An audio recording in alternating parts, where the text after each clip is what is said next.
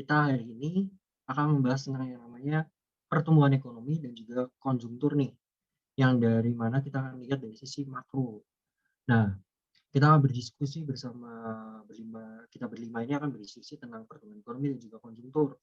Yang pastinya nanti kita akan membahas kupas tuntas tentang yang namanya pertumbuhan ekonomi seperti apa, konjungtur itu seperti apa, dan juga kita akan melihat grafik dari data yang ada kita sudah sertakan nanti di apa yang akan kita diskusikan nantinya. Sebelumnya, perkenalkan nama saya David Sebastian Huraya, NIM 20G10071, lalu ada teman saya, Felin. Nama saya Felin Vanessa dari NIM 20 G10044. Nama saya Jennifer Rinarta, NIM 20 G10042. Nama saya Michelle Natania dengan NIM 20 G10011. Dan saya Gabriel Marcella Kurniawan dengan NIM 20 G10036. Nah, kita udah kenalan nih dengan siapa aja sih yang nanti kita akan berdiskusi bersama. Ada saya David, ada Felin, ada Jennifer, ada Michelle, dan juga ada Gabriel.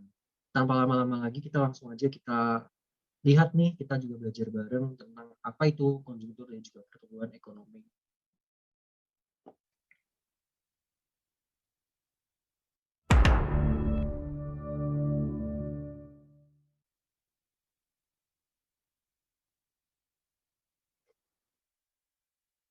Oke, tadi kita udah kenalan nih. Ada David, itu saya, ada Felin, ada Jennifer, Michelle, dan juga Gabriel yang akan berdiskusi bersama-sama mengenai apa itu konjungtur, apa itu pertumbuhan ekonomi, dan kita juga akan lihat grafik serta berdiskusi bersama-sama. Ya, jadi konjungtur pertumbuhan ekonomi itu sebuah data dan grafik yang bisa menunjukkan bagaimana keadaan ekonomi sebuah negara. Nanti kita akan membahas satu persatu mulai dari konjungtur, pertumbuhan ekonomi, serta juga data dan grafik dari ekonomi Indonesia, bagaimana pertumbuhannya, bagaimana konjungturnya. Sebelumnya nih, ada yang nggak tahu nggak sih konjungtur tuh maksudnya apa sih? Arti dari konjungtur tuh apa sih? Dari teman-teman sekalian ada nggak yang tahu konjungtur tuh apa? Kalau setauku, menurut KBBI, konjungtur itu memiliki arti naik turunnya kemajuan dan kemunduran ekonomi yang terjadi secara berganti-ganti. Nah, menurut Jenny nih, kamu ngasih tahu ya, kalau misal menurut Kamus Besar Bahasa Indonesia nih, konjungtur tuh punya arti naik turunnya kemajuan dan juga kemunduran ekonomi yang terjadi secara berganti-ganti. Ada lagi nggak nih yang tahu tentang konjungtur tuh apa lagi secara definisi luasnya? Nah, kalau menurut sumber yang tak baca, itu ada pengertian konjungtur menurut Sadono Sukirno. Nah, Sadono Sukirno itu mengatakan bahwa konjungtur itu merupakan kenyataan yang berlaku dalam perekonomian yang menunjukkan bahwa kegiatan ekonomi tidak berkembang secara teratur, tetapi kegiatan ekonomi itu akan mengalami kenaikan atau kemunduran yang selalu berubah-ubah. Nah, dari situ itu nanti kita akan menemukan yang namanya gelombang konjungtur. Ya, jadi dari yang tadi Jenny katakan menurut KBBI itu disempurnakan lagi, dikembangkan lagi sama pengertian dari yang tadi Michelle bilang dari Sadono Sukirno bahwa perekonomian tuh nunjukin bahwa kegiatan ekonomi itu tidak berkembang secara teratur, tapi mengalami kenaikan dan kemunduran selalu berubah-ubah dari waktu ke waktu. Terus juga dari konjungtur ini kita juga akan nanti menemukan apa itu gelombang konjungtur. Akan ada yang namanya dinamakan sebuah gelombang konjungtur. Jadi kalau misal kita gabungkan mulai dari KBBI dan juga Sadono Sukirno bahwa konjungtur itu merupakan kegiatan ekonomi yang pertumbuhannya tidak secara terus-menerus mengalami kenaikan atau penurunan, tapi terjadi kayak gelombang. Dan konjungtur tuh kalau misal teman-teman tahu, konjungtur itu adalah kayak sebuah grafik yang mana itu garisnya itu seperti ular yang melengkur naik ke bawah, naik dan juga turun seperti ular. Nah, tadi si Michelle nih bilang nih bahwa ada yang namanya gelombang konjungtur. Nah, ada nggak sih di sini teman-teman yang tahu apa itu gelombang konjungtur? Atau apa aja sih di gelombang konjungtur tuh apa aja sih? Ada nggak yang tahu dari teman-teman nih? Aku tahu. Apa? Jadi itu ada 4 tahap dalam konjungtur. Nah, 4 tahap itu dalam satu siklus biasanya bisa berulang antara 5 tahun sekali, 10 tahun sekali. Jadi itu tergantung sama bisnis cycle dalam suatu negara. Nah, jadi yang pertama itu ada tahap ekspansi atau yang disebut dengan prosperity. Nah, dalam tahap kegiatan ekonomi ini terjadi perkembangan atau pertumbuhan yang cepat sampai tercapai pada puncak kegiatan. Tahap ini juga disebut dengan masa boom atau haus atau konjungtur tinggi. Jadi, intinya di tahap ekspansi itu lebih berbicara mengenai pertumbuhan, dan bila pertumbuhan itu sudah mencapai puncaknya, maka akan terjadi tahap resesi. Dan yang kedua yaitu tahap resesi atau kelesuan. Nah, pada tahap ini terjadi kemacetan ekonomi yang timbul menyebabkan laju pertumbuhan ekonomi terhenti atau stagnan, atau terjadi kemunduran sedikit. Jika berlangsung lama dan hebat, di mana sebuah sektor ekonomi akan ikut lesu, maka kelesuannya akan berubah menjadi kemerosotan. Nah, sedangkan resesi sendiri itu berarti penurunan produk domestik bruto atau yang disebut dengan PDB selama 2 kuartal berturut-turut. Jadi bila di 2 kuartal berturut-turut itu tidak mencapai di nilai minus, maka itu tidak bisa disebut sebagai tahap resesi. Jadi kalau kita punya grafiknya itu, di tahap ekspansi tadi akan menunjukkan kenaikan sampai pada puncak, sedangkan di tahap resesi itu akan mulai terjadi penurunan. Seperti itu. Nah, itu tadi udah dijabarkan secara luar biasa lengkapnya ya sama Felin ya, tahap ekspansi sama resesi. Terus 2 tahap lanjutannya nih, ada yang tahu nggak sih tahap selanjutnya itu apa sih yang mau dikasih tahu ke kita dari gelombang konjungtur ini?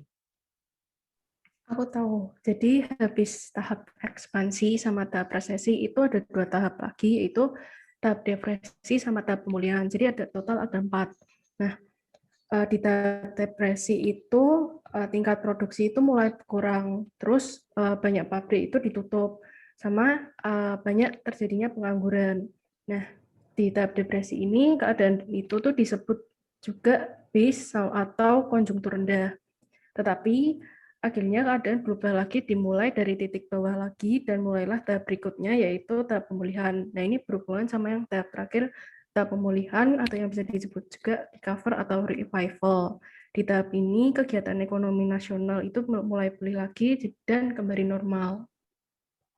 Oke, jelas banget ya. Dari tadi tahap ekspansi, resesi, depresi, pemulihan. Dan juga kalau kita lihat, keempat hal ini saling yang namanya berkesinambungan. Di saat tahap ekspansi sudah mencapai titik tertingginya, akan masuk ke dalam tahap resesi atau kelesuan, dia akan turun. Jika tahap resesi atau kelesuan itu bisa dikatakan sebuah negara itu resesi atau kelesuan jika 2 tahun berturut-turut. Terus setelah itu baru masuk tahap depresi di sebuah negara. Setelah ada tahap depresi, titik terbawah terendah akan ada yang namanya titik di mana itu kan titik balik untuk masuk ke tahap pemulihan. Jadi semua ini berkesinambungan banget, dan kalau misalnya kita lihat di sebuah grafik, nanti kita pasti akan melihat grafiknya di akhir, grafik dari pertumbuhan ekonomi dan konjungtur di Indonesia. Kita akan lihat grafiknya, bagaimana sih grafik dari Indonesia itu kayak gimana. Kayak gitu. David, Ya, emangnya bila mana negara bisa dikatakan sedang mengalami depresi ekonomi? nah, negara bisa dikatakan depresi ekonomi ini bener, kebetulan banget. Aku tuh kemarin lihat ada satu artikel dikatakan dari The Economist kayak gini nih. The Economist tuh bilang depresi ekonomi suatu negara itu bisa dikatakan sebuah negara itu mengalami masuk tahap depresi jika PDB atau produk domestik bruto suatu negara mengalami penurunan hingga 10% atau resesi yang berlanjut hingga 2 tahun lebih. Penurunan atau kontraksi hingga 10% dan juga resesi yang berlanjut hingga 2 tahun lebih. Jika penurunan itu 10% merosot banget, dan juga atau resesi yang selama 2 tahun tuh nggak akan ada tahap pemulihan yang selalu yang namanya di titik minus, titik kontraksi secara terus-menerus selama 2 tahun lebih, itu dikatakan bahwa sebuah negara itu sedang masuk tahap depresi berat, depresi ekonomi. Kayak gitu, Feli. Paham ya, Feli ya, tentang depresi ini? Oh gitu, paham. Makasih. Oke. Oke, lanjut nih. Kita udah bahas konjungtur nih.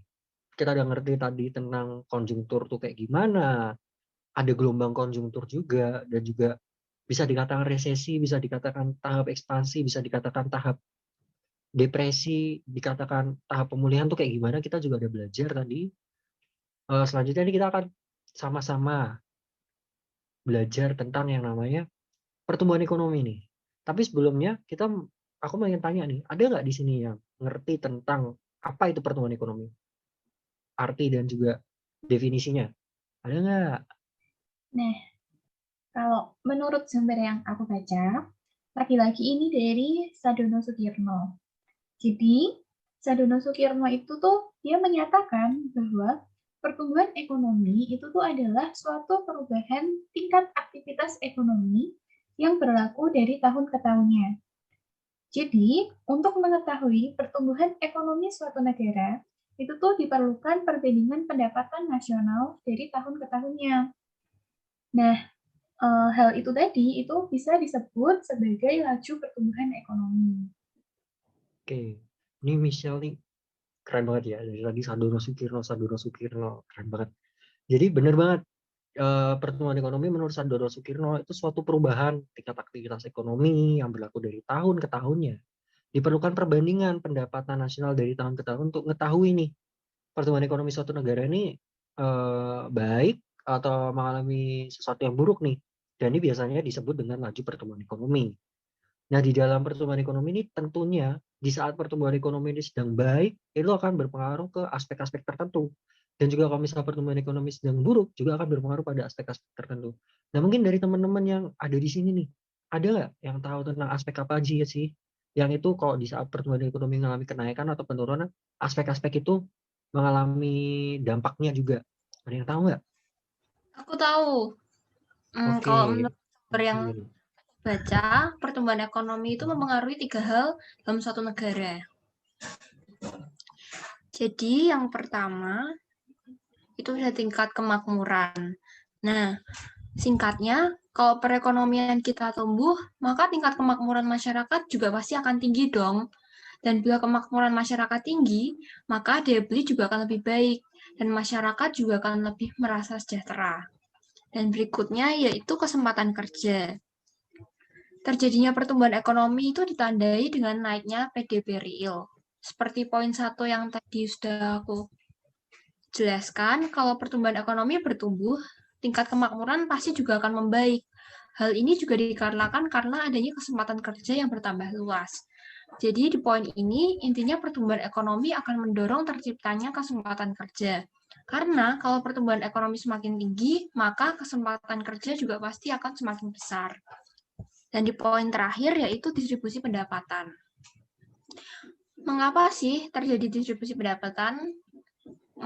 Kalau menurutku ya pasti karena apabila ekonomi kita tidak tumbuh, lantas apa yang mau didistribusikan? Sehingga sering terjadi pertarungan kan. Nah, ada distribusi first atau growth first. Jadi itu keduanya sama-sama penting. Tapi kalau nggak ada yang tumbuh, lantas apa yang mau diratakan? Jadi kesimpulannya pada poin ini, pertumbuhan ekonomi itu diharapkan dapat memperbaiki distribusi pendapatan yang lebih merata. Itu sih menurutku. Oke. Jadi pertumbuhan ekonomi ini berdampak banget ya sama 3 aspek ini, tingkat kemakmuran, kesempatan kerja, distribusi pendapatan.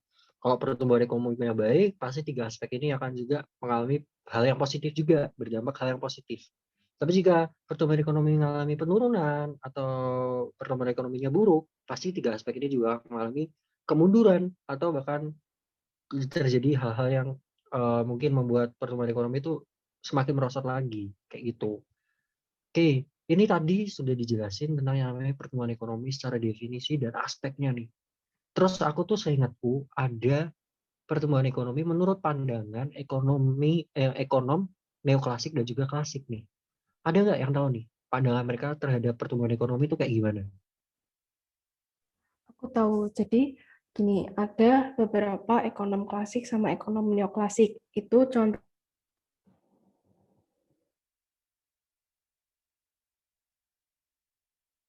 Oke.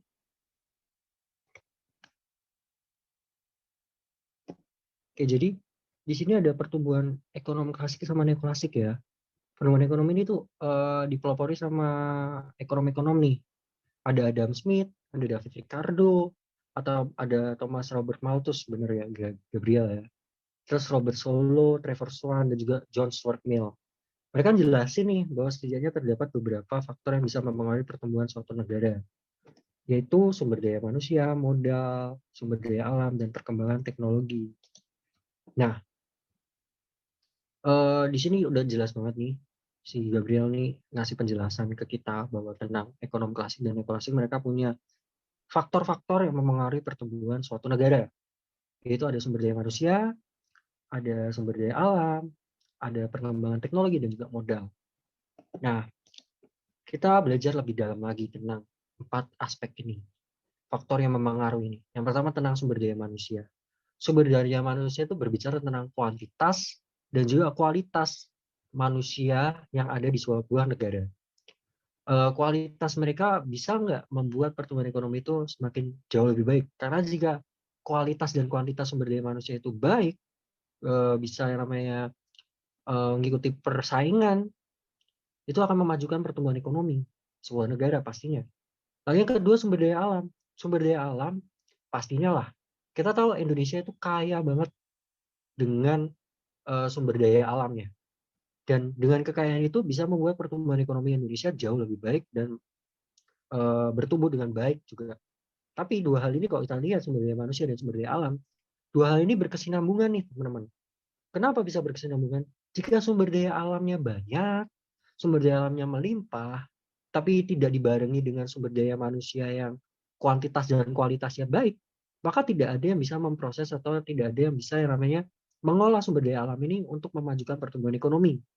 Karena sumber daya alam manusia tidak bisa dengan sendirinya akan memajukan pertumbuhan ekonomi.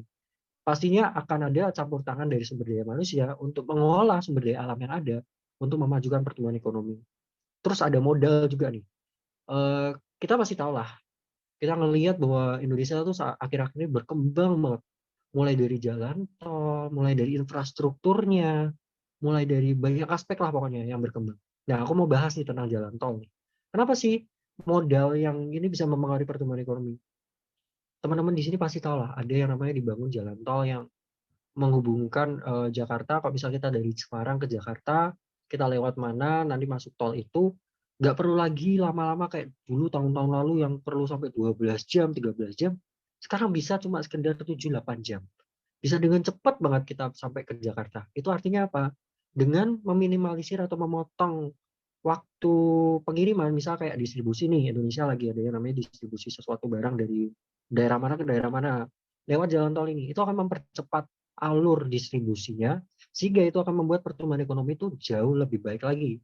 Yang biasanya dalam setahun dengan masih belum ada tol, misal dalam setahun mengirim dari kota A ke kota B biasanya cuma paling berapa ton, tapi setelah yang namanya dibangun dengan infrastruktur, dengan jalan tol ini, membuat yang namanya bisa dikirim yang biasanya yang belum ada tol yang waktunya ditempuh dengan lama cuma 1 ton, bisa yang namanya berkali-kali lipat di saat ada jalan tol baru ini yang menghubungi antara satu daerah dengan daerah lain. Lalu yang terakhir, teknologi dan inovasi. Pasti banget nih. Kita sekarang di era globalisasi, yang mana banyak sekali kemudahan, banyak sekali privilege, banyak sekali kemajuan yang kita dapati. Misal kayak di pabrik-pabrik yang dulunya orangnya manual, yang dikerjakan manusianya, yang cuma bisa memproduksi mungkin dalam sehari cuma 1000 barang. Di saat ada kemajuan teknologi dan inovasi seperti kayak robot atau mesin yang biasanya 1000 bisa ramai berkali lipat, bahkan bisa 2 bahkan sampai 5 kali lipat produksi di satu hari itu. Yang artinya itu akan menumbuhkan ekonomi dengan sangat pesat. Terus inovasi. Inovasi semisal sebuah negara menemukan sebuah inovasi baru nih, penemuan baru nih. Itu akan meningkatkan pertumbuhan ekonomi. Karena apa? Pasti negara-negara tetangga akan tertarik dan juga membeli inovasi yang di sebuah negara ini ciptakan. Contoh aja yang paling kita tahu adalah sekarang saat-saat yang namanya vaksin. Ada negara yang menciptakan sebuah vaksin dan itu pasti saat ini semuanya negara membutuhkan vaksin itu. Dan dengan adanya inovasi dari vaksin COVID-19 ini, itu juga memajukan pertumbuhan negara ini karena negara-negara lain membeli vaksin dari negara ini, seperti itu. Jadi ini 4 faktor yang sangat berpengaruh banget, mempengaruhi pertumbuhan ekonomi, kayak gitu. Nah, selanjutnya nih, kita udah bahas dari arti dari pertumbuhan ekonomi secara definisi kayak gimana, dari ekonomi klasik faktor-faktornya kayak gimana. Nah, sekarang gimana sih cara ngitung dari pertumbuhan ekonomi itu sendiri? Ada yang tahu nggak caranya ngitung tuh kayak gimana? Oke. Setahuku tuh cara mengukur pertumbuhan ekonomi itu ada 2 komponen. Untuk mengukur pertumbuhan ekonomi, nilai PDB yang digunakan adalah PDB real atau PDB harga konstan. Karena dengan menggunakan PDB harga konstan, pengaruh perubahan harga inflasi tidak ada lagi atau sudah dihilangkan. Nah, dua komponen itu adalah yang pertama, produk nasional bruto atau gross national product. Produk nasional bruto itu adalah pendapatan yang diperoleh negara dalam kurun waktu tertentu berdasarkan pendapatan yang diperoleh oleh masyarakatnya. Terus yang kedua ada produk domestik bruto atau gross domestic product. Cara menghitung produk domestik bruto sendiri pasti berbeda dengan PNB. Kalau PNB menghitung berdasarkan penghasilan yang diperoleh oleh masyarakat dimanapun mereka berada. Maka perhitungan PDB diukur dari pendapatan negara berdasarkan teritorialnya. Oke. Jadi itu ya teman-teman, cara ngitung pertumbuhan ekonomi itu kayak gimana sih? Kita bisa ngelihat dari PDB-nya. Sebenarnya ada dua cara, tapi yang kita lihat adalah PDB-nya. Kalau misalnya tadi PNB dijelasin sama Jennifer, PNB itu ada produk nasional bruto, melihat pendapatan setiap masyarakatnya. Tapi kita ngelihatnya pertumbuhan ekonomi suatu bangsa, suatu negara, kita menghitungnya dari PDB. Diukur dari pendapatan negara berdasarkan teritorialnya, misal Jawa Tengah, Jawa Barat, Jawa Timur, Kalimantan Tengah, Kalimantan Selatan, Kalimantan Utara, Sulawesi Selatan, Sulawesi Utara, itu domestik, tapi itu teritorial seperti itu. Nah, kita udah belajar banyak banget nih tentang konjungtur pertumbuhan ekonomi. Mulai dari konjungtur itu apa aja, pertumbuhan ekonomi seperti apa aja. Nah, kali ini kita akan membahas tentang data dan grafik dari tahun 2020 dan 2021. Tapi kita juga akan membandingkan nih dengan tahun-tahun sebelumnya, 5 tahun ke belakangnya. Dari tahun 2020 ke belakangnya itu seperti apa? Apakah ekonomi Indonesia membaik, mengalami pertumbuhan, mengalami resesi, mengalami depresi, atau sedang masa pemulihan? Kita akan melihat nanti. Dan kita bisa lihat data dan grafik ini, itu kita melihat pola konjungtur yang terjadi pada tahun 2020 berdasarkan data yang kita ambil dari BPS atau Badan Pusat Statistik, serta melihat bagaimana kondisi ekonomi Indonesia sih. Nah, kita akan melihat nih teman-teman video dari pakar ekonom tentang kondisi ekonomi tahun 2020 ini. Nih kita lihat aja langsung.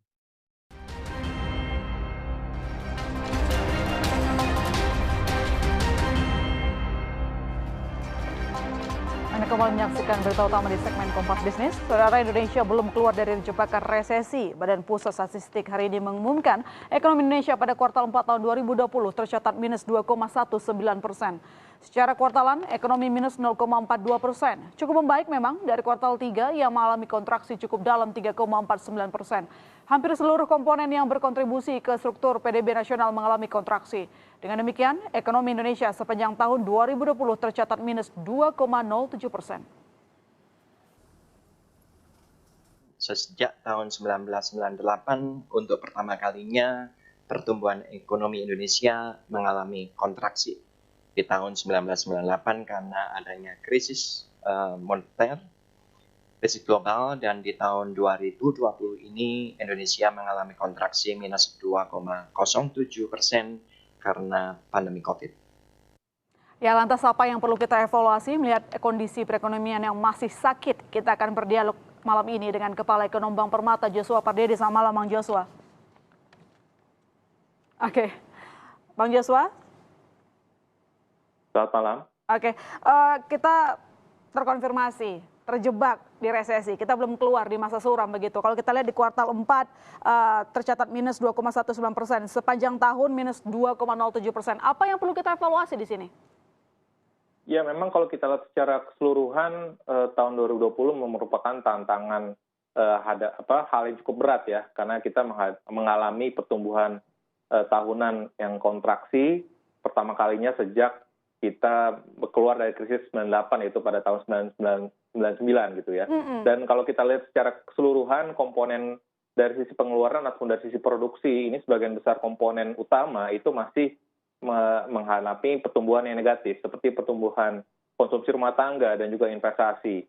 Kedua komponen ini saja rata-rata kontribusinya lebih dari 80% gitu ya, sehingga dan kita tahu bahwa dampak dari pandemi ini konsumsi masyarakat ini masih turun ya, dan kalau kita breakdown lagi ini sebagian besar komponen dari konsumsi rumah tangga itu pun juga ini turun ya, baik makanan minuman ataupun yang terkait juga dengan leisure itu turun sebagian besar gitu. Jadi artinya ya ini yang saya pikir yang harus bagaimana kebijakan pemerintah, stimulus pemerintah ini fiskal secara khusus untuk memberikan confident ya buat konsumen sehingga masyarakat ini lebih berani untuk belanja ya, karena kalau kita lihat sampai dengan saat ini aktivitas spending dari masyarakat ini masih tertahan ya, dan dengan kita masih melihat bahwa pertumbuhan dana pihak ketiga di perbankan ini masih meningkat juga, artinya masyarakat ini masih berjaga-jaga, dan itu saya pikir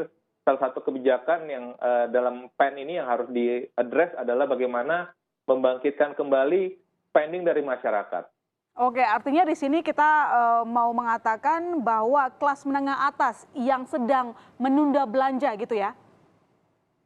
Ya, itu memang bisa kita lihat ya dari komponen konsumsi rumah tangga. Di situ kita lihat pertumbuhan dari transportasi komunikasi dan juga restoran hotel. Ini belanja yang terkait dengan konsumen kelas atas gitu ya, dan kita tahu juga bahwa kontribusi dari konsumen kelas atas itu terhadap konsumsi nasional itu kurang lebih sekitar 45%.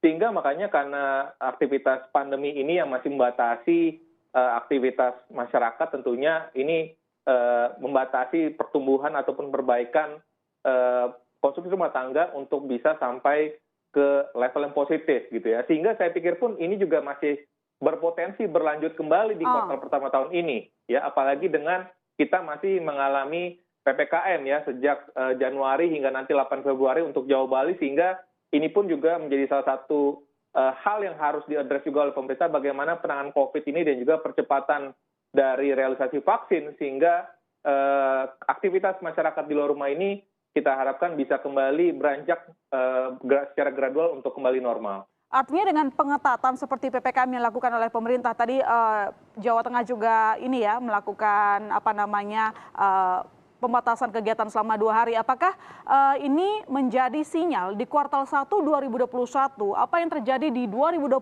kuartal 4 bisa berlanjut minus?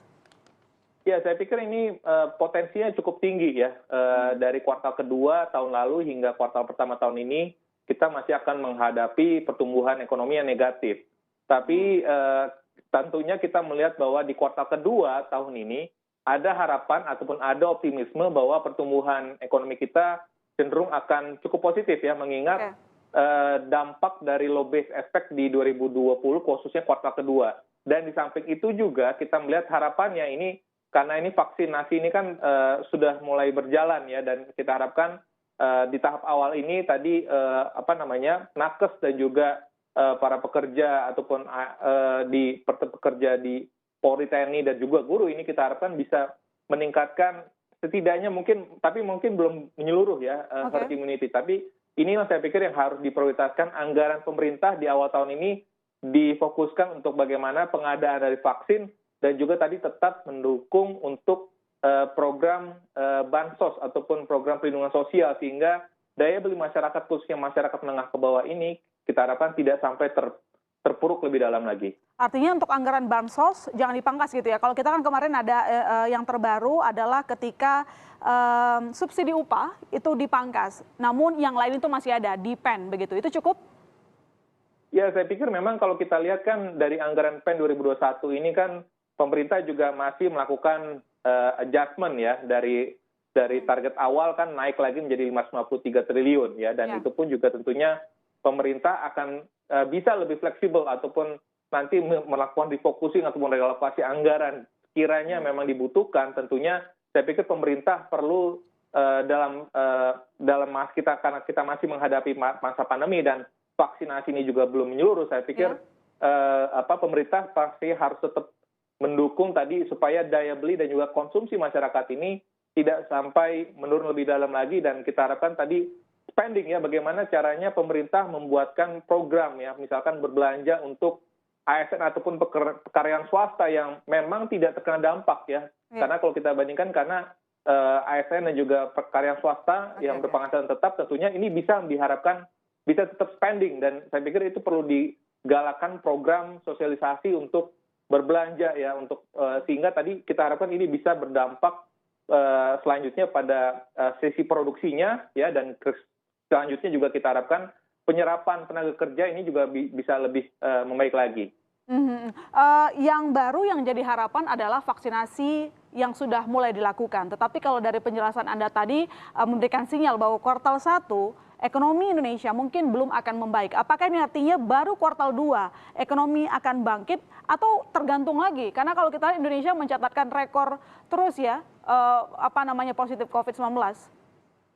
Ya, kami pikir untuk di kuartal kedua tahun ini pertumbuhan ekonomi kita cenderung lebih tinggi ya dibandingkan kuartal 1 ataupun beberapa kuartal sebelumnya di 2020. Karena kita tahu bahwa efek dari rendahnya kuartal kedua tahun lalu ya, ini kalau dengan asumsi bahwa mudik dan juga Idul Fitri tidak liburan Idul Fitri tidak dimundurkan lagi ke akhir tahun, ini tentunya bisa mendorong tadi aktivitas yang meningkat ya di kuartal kedua ya, tentunya dengan prokes yang tetap dijaga, sehingga memang kita melihat justru malah di kuartal kedua ini menjadi cukup tinggi ya, mungkin di atas 6% pertumbuhannya, dan mungkin akan lebih normalize lagi nanti di kuartal 3 dan kuartal keempat. Tapi secara fundamentalnya tentunya kita melihat bahwa di kuartal ketiga dan keempat ini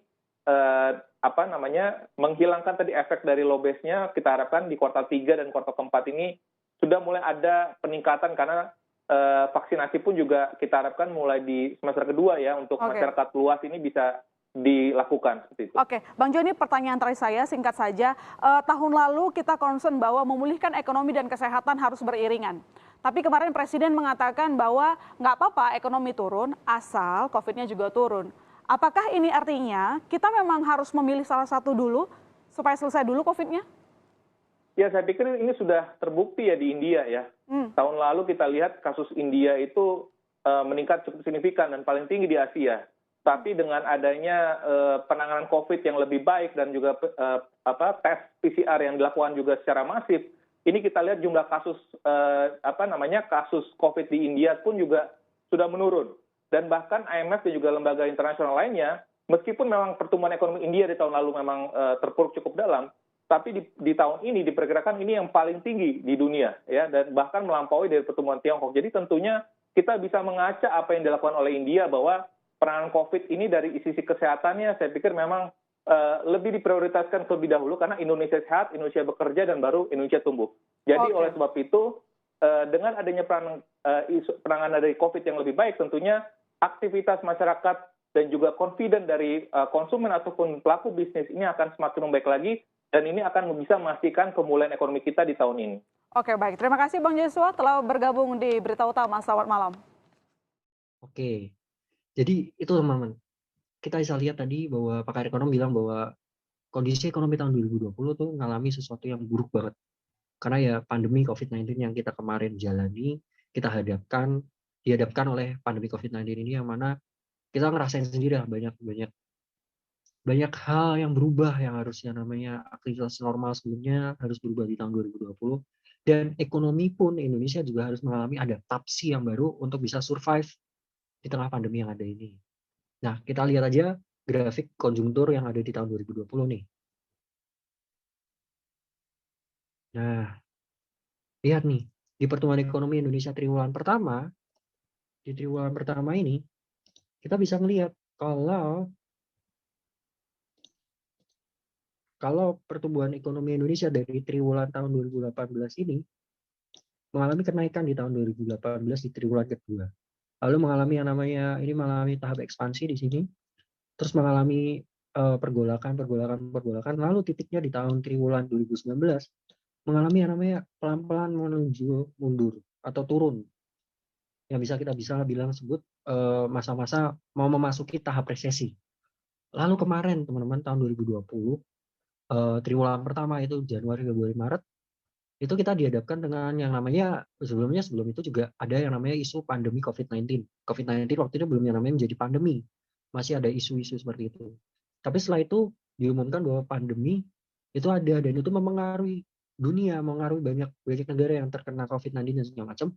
Maka dari itu mengalami pertumbuhan yang bisa dibilang cukup menurun dari tahun sebelumnya 2019 triwulan keempat, di triwulan pertama mengalami penurunan di titik 2,97%. Ini masih di titik positif nih.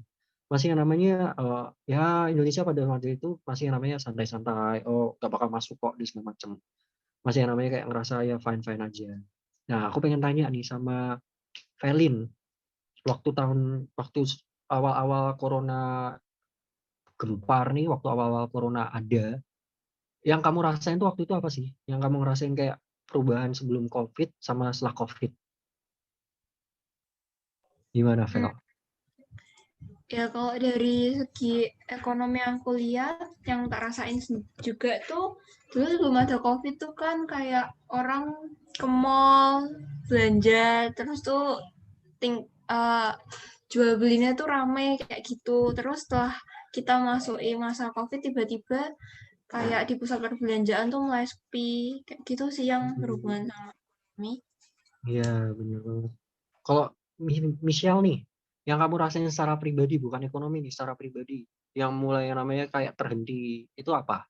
Mungkin kebiasaanmu yang mulai berubah, yang dulunya apa, sekarang jadi gimana? Apa, Mi? Ya, paling sih kalau dari aku ya, kalau setelah ada corona, itu tuh beberapa aktivitas yang harusnya bisa dilakuin di luar rumah, itu tuh mau nggak mau harus dilakuin di dalam rumah. Misal nih, kayak kita kuliah. Harusnya kan kita kan bisa ketemu bareng-bareng. Nah, cuman karena corona harus online di rumah masing-masing. Terus jadi susah ketemu sama teman-teman, harus pakai masker kemana-mana. Terus kalau mau ketemu Iya, orang juga harus jaga jarak. Ya gitu-gitu sih paling. ya benar banget ya. Jadi sebelum masa pandemi itu masih kita fine-fine aja, tapi setelah yang namanya mulai adanya masa pandemi, semua berubah. Kenapa aku bisa bilang berubah? Bisa dilihat juga dari yang tadi kalian bilang perekonomian. Dulu rame mall, sekarang sepi. Michelle juga bilang secara pribadi personal harus namanya jaga jarak, yang dulunya bisa aktivitas di luar rumah sekarang harus dibatasi. Yang mana itu juga pastinya berdampak ke perekonomian. Di saat yang namanya masyarakat lebih memilih di rumah, berarti kan pembelian, transaksi ekonomi itu berjalan tetap, tapi tidak secepat sebelumnya. Maka itu terjadi kelesuan di tahun 2020 di awal kuartal pertama karena sudah ada namanya isu-isu pandemi COVID-19. Terus kita lihat nih teman-teman, di tahun selanjutnya di kuartal kedua itu kayak gimana? Kita lihat aja apakah Indonesia mengalami titik balik atau malah makin merosot. Dan ternyata Indonesia di tahun 2020 kuartal kedua Indonesia mengalami perosotan yang sangat luar biasa dalamnya, mengalami kontraksi. Kontraksi ini diakibatkan oleh apa sih? Karena kalau triwulan pertama itu Januari, Februari, Maret. Dan pada triwulan kedua COVID-19 itu masuk ke Indonesia, mengalami dampak yang besar banget untuk perekonomian Indonesia. Kita bisa lihat yang tadi triwulan pertama 2,97 turun drastis sampai minus 5,32. Dan ini menyebabkan sebuah perubahan ekonomi yang drastis banget di Indonesia. Mulai adanya PSBB, mulai ada yang namanya pembatasan sosial, social distancing, banyak sekolah-sekolah diliburkan, kantor-kantor diliburkan, banyak juga yang di PHK, banyak juga yang harus mereka diputus kerjanya, banyak pengangguran dan segala macam. Itu dampak yang luar biasa banget untuk perekonomian Indonesia. Dan kita bisa lihat PDB yang menyumbang perekonomian Indonesia di sini mengalami minus semua. Dari sini sampai sini mengalami minus semua. Yang ada mengalami pertumbuhan cuma di sektor pertanian. Tapi semuanya penopang PBD atau penopang pertumbuhan ekonomi Indonesia mengalami minus yang luar biasa dalamnya. Itu mengakibatkan pertumbuhan ekonomi Indonesia mengalami penurunan. Tapi ini belum bisa dikatakan depresi, belum bisa dikatakan resesi. Karena tadi dikatakan bahwa bisa dikatakan resesi jika terjadi terjadi selama dua kuartal terus menerus. Nah, kita mau lihat nih selanjutnya apakah ekonomi Indonesia membaik di kuartal ketiga atau malah benar-benar terjadi resesi, masuk ke jurang resesi. Dan di sini kita bisa lihat bahwa ekonomi Indonesia masuk ke dalam jurang resesi. Kenapa? Dikarenakan Indonesia di kuartal kedua dia minus 5,2, dia cuma naik, dia mengalami kenaikan, tapi tetap di minus atau kontraksi. Maka dari itu Indonesia mengalami resesi secara quarterly, bukan secara year on year, tapi secara quarterly Indonesia mengalami resesi. Dan hal ini juga bisa dilihat dari pertumbuhan PDB-nya ini. Mengalami kontraksi, masih mengalami hal-hal negatif di beberapa sektor, tapi tidak separah di tahun triwulan kedua di tahun 2020 ini. Menunjukkan adanya pemulihan, tapi kita masih belum tahu bagaimana nanti ke depannya. Langsung aja kita lihat di kuartal keempat yang mana itu menjadi penutup tahun 2020. Apakah mulai ada tanda-tanda pertumbuhan atau malah justru Indonesia akan tetap masuk ke tahap resesi yang mana nanti akan berujungnya depresi. Kita lihat. Dan di sini di kuartal keempat, triwulan keempat ini kita bisa melihat bahwa Indonesia tahun 2020 ditutup dengan pertumbuhan ekonomi di minus 2,07, yang mana itu lebih baik dari tahun sebelumnya, triwulan 2 yang di minus 5, triwulan 3 yang di minus 3, di triwulan 4 penutup tahun di minus 2. Kalau misalnya kita lihat selama year on year dari 2014, 15, 16, 17, 18, 19, dan 20, kita bisa melihat bahwa grafiknya masih normal dari tahun 2014 sampai 2019, walaupun mungkin ada pergolakan kecil-kecil, tapi secara year on year pertumbuhannya masih baik di titik positif, tapi di tahun 2020 mengalami kontraksi di minus 2,07 ini, yang mengalami secara teknikal, kalau secara year on year ini belum bisa dikatakan depresi karena harus dilihat secara quarterly. Kalau misal kita tadi ya secara kuartal pertama dan kedua di triwulanan itu mengalami kontraksi, itu bisa dikatakan depresi kalau misal kita ngelihat secara triwulanan. Tapi kalau secara year on year kita belum bisa mengatakan itu depresi, kecuali di tahun 2021 ekonomi Indonesia masih negatif, bisa dikatakan itu sudah masuk ke resesi atau bahkan bisa dikatakan masuk ke depresi. Dan kita bisa melihat juga secara pertumbuhan ekonomi sudah mulai membaik dari tahun-tahun, dari kuartal-kuartal triwulanan sebelumnya, sudah menunjukkan angka positif. Hal ini juga diakibatkan oleh apa sih? Di tahun 2020 itu sudah mulai ada isu yang namanya ada vaksin, ada hal-hal yang akan membuat ekonomi itu lebih baik dan segala macam. Dan ini kita bisa lihat bahwa tadi kita lihat ada tahap mana dia ekspansi dan mana tahap dia tadi mulai masuk resesi. Dan kita coba lihat nih, sudah dirangkum nih di tahun selanjutnya selama tahun 2020 grafiknya seperti apa secara kuartal. Kita lihat titik pertama di tahun 2019 kuartal keempat, titik atasnya 4,97, dia menurun 29, dia mulai penurunan. Penurunan ini terjadi sangat belum terlalu signifikan, masih 297. Tapi setelah yang namanya COVID tadi muncul, turun drastis, merosot sampai minus 5,32. Lalu mulai yang namanya ada tanda-tanda pemulihan. Dilihat dari mana? Sudah mulai membaik nih, minus 3,49, minus 2,7. Dan bagaimana tahun 2021 di selanjutnya, itu masih yang namanya nanti akan kita bahas bagaimana. Tapi kalau misalnya secara kita lihat secara skema tahun 2020 ini, tahun di triwulan kedua mengalami penurunan yang drastis, triwulan ketiga mulai membaik, triwulan keempat mulai membaik, dan diharapkan di tahun 2021 triwulan pertama sampai nanti menutup tahun 2021 di triwulan keempat, Indonesia bisa masuk ke tahap pemulihan dan juga ke tahap ekspansi. Kita lihat aja bagaimana sih di tahun 2021 nantinya. Nah, kita akan melihat nih tahun 2021 bagaimana sih prediksi untuk pertumbuhan ekonomi di tahun 2021, karena sebelumnya setelah terjadi kontraksi dalam pada kuartal 2 tahun 2020, pertumbuhan pada kuartal 3 juga menunjukkan bahwa masih terjadi kontraksi menyebabkan Indonesia masuk tahap resesi atau jurang resesi secara triwulanan di tahun 2020. Nah, aku pengen tanya lagi nih ke kalian nih, teman-teman yang diskusi di sini. Apa sih yang kalian rasain waktu tahun 2020 kan banyak banget kejadian yang masih belum ada vaksin dan segala macam. Setelah yang namanya masuk 2021 ini, kan udah mulai nih gencar-gencar vaksin, sudah mulai namanya banyak kesembuhan dan segala macam. Menurutmu, pandanganmu nanti ke depannya tuh, kamu bakal ngerasa bahwa pertumbuhan ekonomi itu akan naik dengan keadaan yang sekitar atau gimana? Aku mau tanya ke Jenny coba, secara kamu pribadi deh, itu gimana Jen? Dari sisi pertumbuhan ekonomi bisa naik ya, soalnya kan udah ada vaksin, terus misalnya orang-orang naati peraturan kayak pakai masker, terus jaga jarak, sering-sering cuci tangan, kan angka corona harusnya turun, terus jadi ekonominya bisa naik gitu. Oke, kayak gitu ya. Jadi itu kembali lagi ke rakyatnya juga. Pemerintah sudah mengusahakan, tapi kembali lagi ke rakyatnya. Itu juga pertumbuhan ekonomi itu bukan cuma untuk peran pemerintah, tapi juga peran masyarakat untuk yang namanya membantu perekonomian Indonesia itu tumbuh, pertumbuhan ekonomi itu menjadi lebih baik lagi, kayak gitu. Nah, kita mau lihat nih, gimana sih pandangan dari Menteri Keuangan kita, Sri Mulyani, tentang yang namanya 2021 nanti pertumbuhan ekonomi kita kayak gimana?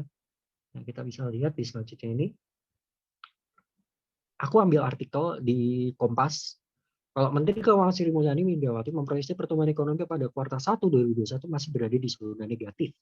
Sri Mulyani mengatakan kinerja perekonomian bakal mengalami kontraksi di kisaran minus 1% hingga minus 0,1%. Dia berkata, kuartal 1 masih di range minus 1% ini terdalam hingga minus 0,1%. Kata Sri Mulyani di keterangan pers APBN secara virtual. Dan pemerintah mengharapkan adanya pertumbuhan ekonomi pada kuartal 1 bisa mendekati zona netral atau bahkan bisa sampai 0%, yang mana itu bisa menunjukkan nanti ada masa pemulihan dan juga ekspansi. Karena pemerintah sudah berupaya mendongkrak kinerja perekonomian, pertumbuhan ekonomi dengan intensif serta stimulus. Ya kalau misalnya kita lihat sih ini sudah lebih baik daripada udah mulai namanya ada titik di mana akan ada masa pemulihan, tahap pemulihan. Karena yang tadinya tahun 2020 maaf, ditutup dengan minus tahun 2021 awal triwulan pertama mungkin masih minus tapi sudah menandakan adanya pertumbuhan untuk masuk ke dalam tahap pemulihan dan juga tahap ekspansi nantinya. Lalu kita lihat juga dari pakar ekonom seorang dosen di sini katakan bahwa dari pakar ekonomi dan keuangan Troy Sambel di dalam talk show di Outlook Indonesia 2021 tentang peluang tantangan di bidang ekonomi waktu dia ngisi di Universitas Kristen Indonesia, dia ngejelasin bahwa masa pandemi pada triwulan pertama tahun 2020 lalu itu tumbuh 2,97%, tapi masuk kuartal kedua Indonesia masuk penurunan minus 5,32% secara year on year. Dan dia berkata kuartal 3 dan 4 mulai ada perbaikan pertumbuhan tuh, tahap pemulihan.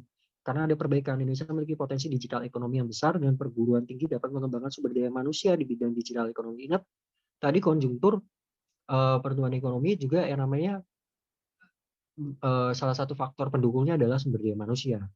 Seperti itu. Maka dari itu dikatakan mengembangkan sumber daya manusia di bidang digital ekonomi. Dosen FEB UKI ini menjelaskan pemberian vaksin, kayak tadi Jenny bilang, pemberian vaksin COVID-19 secara gratis akan memberikan dampak positif juga nih bagi keadaan psikologis masyarakat. Peran serta seluruh elemen masyarakat dapat membantu pertumbuhan ekonomi Indonesia. Indonesia memiliki kekuatan berkeanekaragaman hayati yang berpotensi dapat menurunkan tingkat kesenjangan ekonomi masyarakat. Diprediksi di tahun 2021 investasi akan semakin meningkat. Yang artinya di saat investasi akan meningkat, pertumbuhan ekonomi pun juga akan meningkat. Dan diharapkan di tahun 2021 ini masuk ke dalam tahap pemulihan dan juga tahap ekspansi sehingga perekonomian Indonesia bisa jauh lebih baik karena COVID. Kalau kita bisa bilang COVID adalah kunci di mana pertumbuhan sebuah negara vaksin COVID itu adalah kunci sebagai pertumbuhan sebuah negara itu untuk jauh lebih baik lagi nanti ke depannya. Seperti itu. Jadi ya kita ada di akhir nih, kita udah belajar banyak banget tentang konjungtur, tentang pertumbuhan ekonomi, dan juga kita udah ngelihat data grafik secara real di tahun 2020 dan bagaimana nanti prediksi tahun 2021-nya. Itu semua kita udah belajar banyak banget, kita udah ngerti, dan yang terpenting adalah di masa-masa COVID-19 ini, pandemi ini, kita ngelihat pertumbuhan ekonomi secara data tadi itu mengalami penurunan yang luar biasa banget waktu pandemi COVID kemarin. Tapi kita bisa yang namanya mengambil langkah untuk membantu pertumbuhan ekonomi jauh lebih baik lagi untuk mengikuti peraturan, protokol, dan juga tentunya tetap patuhi peraturan yang ada untuk yang namanya meningkatkan pertumbuhan ekonomi yang ada ini. Dan yang pastinya vaksin adalah jawaban untuk yang namanya pertumbuhan ekonomi yang ada nantinya ke depan. Seperti itu aja. Terima kasih teman-teman udah mau menyempatkan belajar bareng nih sama kita dan berdiskusi bareng sama kita di sini. Kita berdiskusi dengan tema yang luar biasa banget ya. Kita berdiskusi dengan tema sambil nonton juga nih.